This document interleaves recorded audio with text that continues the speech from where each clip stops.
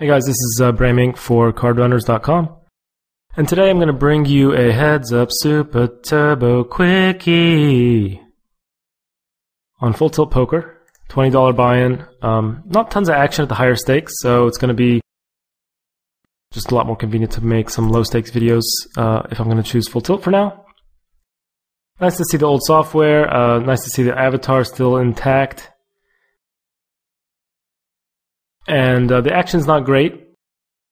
It's still kind of empty. It's a little bit dead, especially today on a Monday. But definitely going to value bet this turn, but I'm going to be extremely cautious towards the check raise and probably let it go even towards the check raise here because it's going to be tons of spades and maybe even occasionally like a 7-9, Queen-9 kind of hand.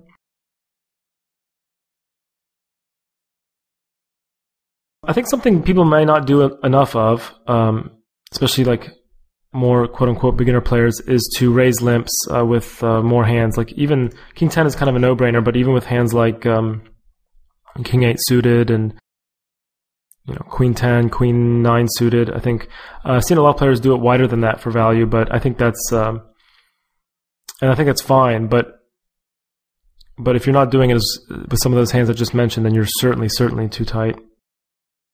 So here we have a guy donking out. We really don't know what his donking range consists of. We're going to call one, probably shutting down just because we have such the bottom end of this board.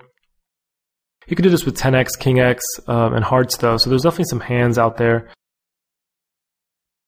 that we should be ahead of on the flop. And theoretically could bet the turn there, but I could see him slowing down with an ace, although I really wouldn't expect him to do that with a queen. Again, we're playing readless here. You really want to keep things simple and play with without too many assumptions. There he had Jack X as well, so that's good information to keep going forward. Obviously, we're going to be raising limps with King King,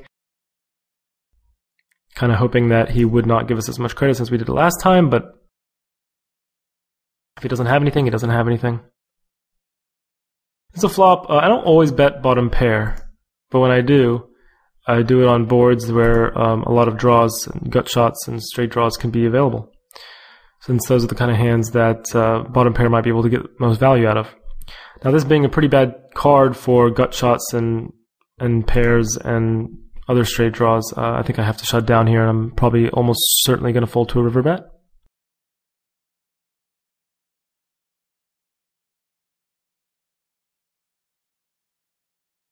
So far he's limped basically every hand, and since Ace-3 doesn't play that well post-flop, and I'm just going to shove it rather than raise to 90.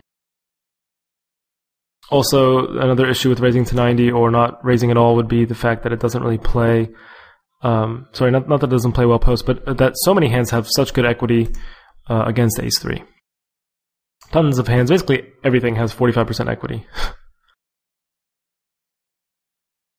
So we've seen 1 3-bet shove. Let me go ahead and actually get my HUD up, even though it might be a little overwhelming for a video. So this is kind of a close spot. This is actually be a pretty interesting thing to look at later because it's not as standard of a call, I think, as some people make it out to be, especially against more fishy players, because a lot of them don't 3-bet shove wide. But I think in this case, being only 14, 15 big blinds deep, I have to call. But it's definitely a hand I think I might mark and do a little continuation discussion on ranges in that spot. So why don't I do that? And the kings do not hold, so we're going to get another game up here. Well, actually, let's see if we can get a rematch first. And we do.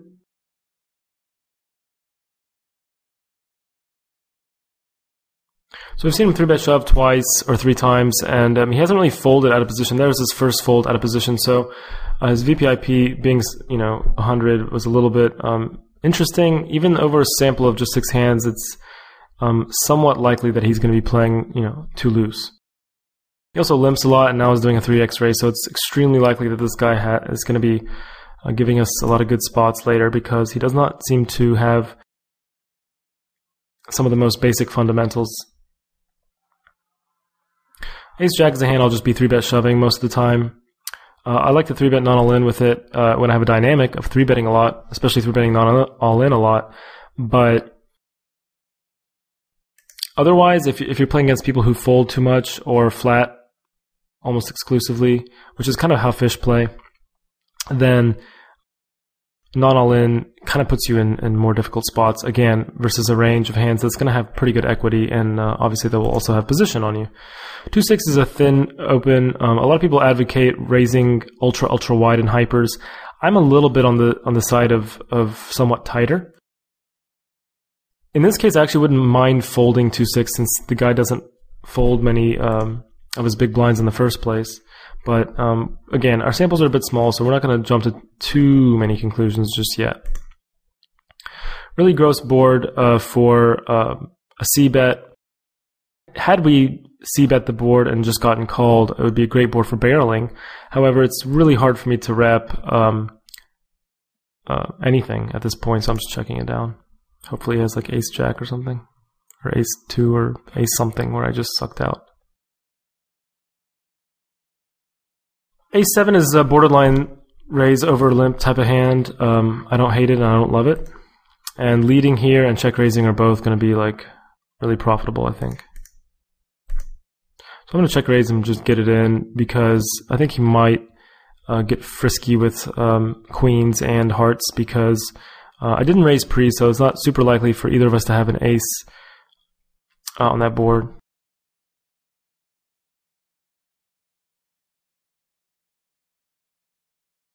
He hasn't really been folding to C-bets, so he could have a lot of like BS hands right now. So it is a decent candidate for 2-barreling. However, this flop is so dry. I don't think it's the best. And also the turn card being not a great barrel card, since it doesn't really improve anyone's range, especially mine. For those reasons, I'm just going to shut down.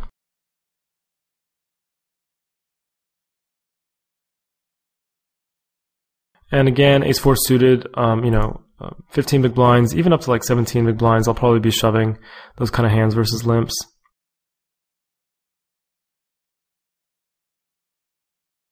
Jacks is obviously going to be playing itself for the most part. Going to go ahead and bet 60 so that he's super happy getting stacks in with his club draws. I don't think he's going to have much ace-x. I think he's going to have mostly clubs here, so I don't want to bet like... I don't feel like shoving or anything crazy like that. I think it's a little too presumptuous. I expect he's going to fold the river here a good amount unless he has a 6. Most likely had a queen of clubs type of hand or a king of clubs.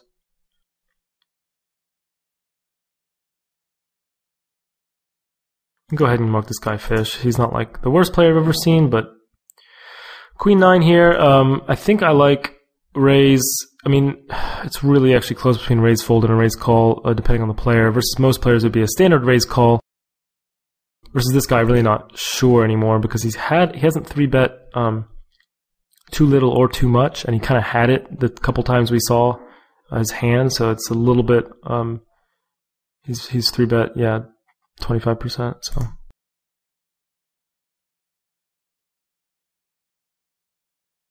So my point is that I would be 3-bet calling there as a standard if I'm not just shoving in the first place. But against this guy, I actually might be quite close. This is also extremely close. He doesn't open a lot. He's averaging only 42% in all situations. We don't have a sample of short stacks, but I think here, considering pot odds, even with queen 7, we'll be okay with a call. We only need to have like...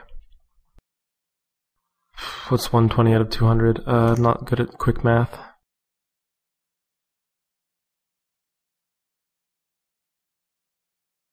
We need around 40% equity, although that's a really rough estimate to continue there profitably with the queen 7 hand.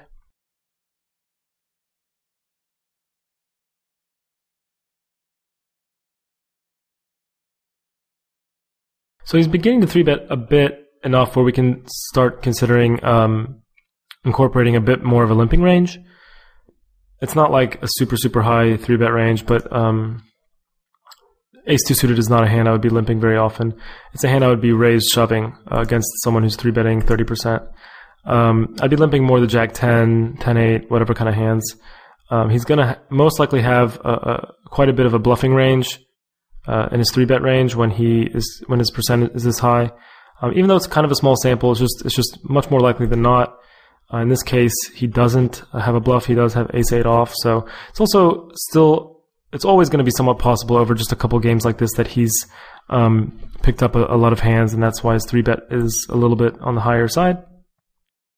But it's a really standard spot to get it in with small pairs and weak aces versus high 3-betters. I like donking here with the draw and the backdoor hearts. Check calling is really just ugly, and you can't check call more than one street. Check raising is a bit weak.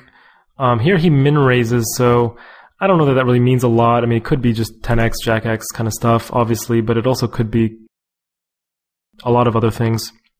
The bad news for us is that a lot of other things do have us easily beaten, so it's a pretty easy check fold here on the turn. He could be raising stuff like king queen, king 9 even, all kinds of stuff. Overcard, drawy type hands. We kind of have the bottom end of pretty much all those options, so. Definitely going to c-bet here, even though he doesn't fold much, and I think I'm going to 2-barrel this time, since he's been shown to 3-bet his ace-8, which is a little bit weaker for a non-all-in 3-bet than you would see on average. Just much less likely for him to have an ace, so he'll probably be floating there with a lot of king and queen x and small pairs, all of which are going to be good to barrel against. I'm going to fold the 3-9. Don't mind tightening up our VPIP just a bit, since again he doesn't fold a lot from the big blind. He doesn't fold a lot on the flop either, so when you're playing a player who just doesn't fold, it's good to just tighten up your range a bit and have a bunch of value hands that you can charge him with. This is somewhat floatable, but not really at the same time. I think I prefer dumping it here just because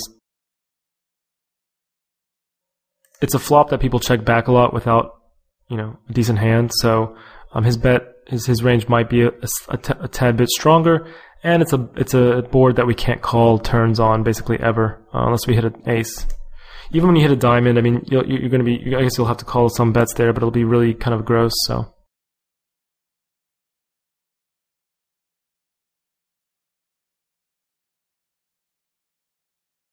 I'm tempted to raise, but again, I think I need to stick to our adjustment that our opponent here is going to be too loose, and we just want to have a little bit tighter value range against him. King 7, I'll be defending to a min raise, but I'm not super happy about it. He's only open 33% out of 18 opportunities. That's pretty significantly low. He's only 3x'd a few times. Actually, let's see. He's min raised 2 of those and done more than a min raise 4 of the other times. So it's not that clear that a 3x is that much stronger, and King 7 is probably right on the border there, but I'm pretty confident that dumping it there just because of his forgetting the 3x for a moment and just his opening range being so large at all makes me pretty comfortable just letting that one go. Check raises here pretty quickly, and I'm not. This is actually a pretty close spot to just getting it in versus folding. I probably would not be folding ace high here. King jack is also his first check raise, so I think dumping it's fine. I really don't hate a shove there though.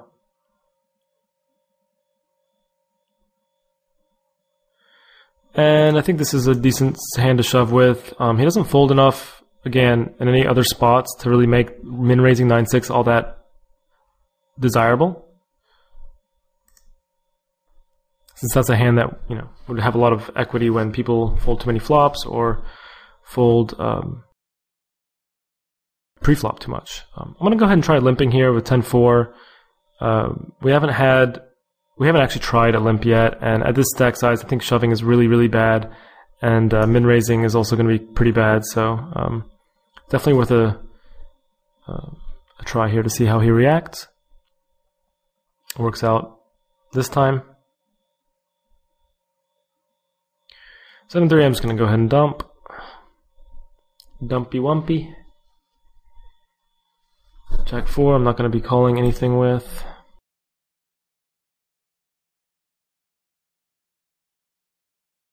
Probably best to shove these kind of suited hands, middling hands that, again, are going to have trouble when he doesn't fold as much as we prefer him to. Especially at these stack sizes. I mean, I'm talking about under 10 big blinds here. If we're deeper, that would never be doing that, obviously. Queen 6 is basically the bottom end of my shoving range at 10 big blinds. Queen 6 offsuit and Queen 2 suited. That's a good standard starting point, I should say. I mean, it can definitely vary. It's definitely going to vary from player to player. But a readless, it's going to be pretty good. It's going to be very good, actually, compared to your other options.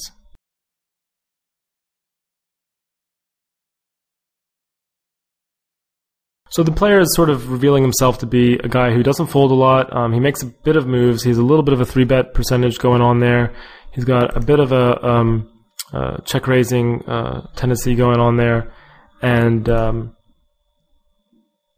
so we're going to make our most money off of our value hands against this guy. And we're not going to make a lot of money off of our non-value hands. So we want to keep that in mind when we start getting frustrated. If we're not picking up hands against this type of player, it is going to be tough to win matches.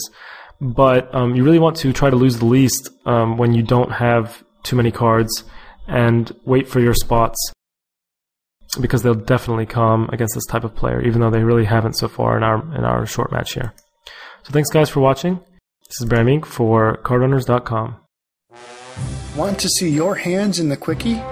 Convert your hand history using the CR converter or post it in the forums. Send your link or questions to thequickie@cardrunners.com. Please include all relevant reads, stats, and information. The more info you provide, the more likely you'll be selected.